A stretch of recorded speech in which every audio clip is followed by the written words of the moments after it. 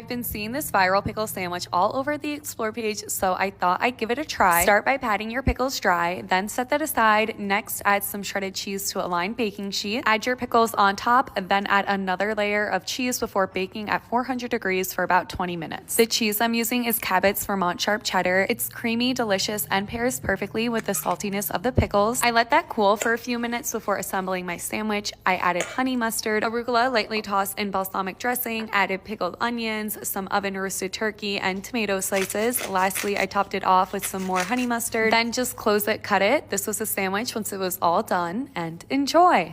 Did you know that if you add 2 tablespoons of chia seeds to a container with a half cup of milk, a half cup of plain Greek yogurt, 2 teaspoons to a tablespoon of maple syrup, a few dashes of cinnamon and vanilla extract, mix, then let that sit in the fridge overnight, you will have just made the creamiest and most delicious high-protein chia seed pudding.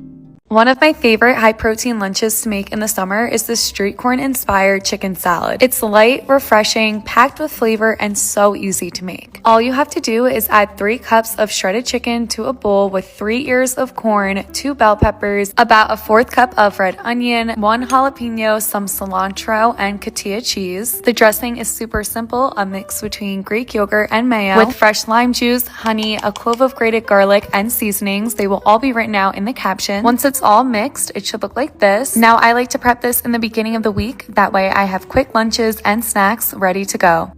I finally tried the viral high-protein frozen s'mores, and let me tell you, they did not disappoint. These are the perfect sweet treat for summer, and they come together with just a few simple steps. Just add your graham cracker to a baking dish, then pour on some chocolate. It does not need to be perfect, and let that chill in the freezer for 10 minutes. During that time, add 1 to 2 scoops of vanilla protein powder to coconut whip and mix that together. Then spread that out as best as you can on the settled chocolate. Add your top layer of graham cracker, then let that sit in the freezer for at least 1 hour. Lastly,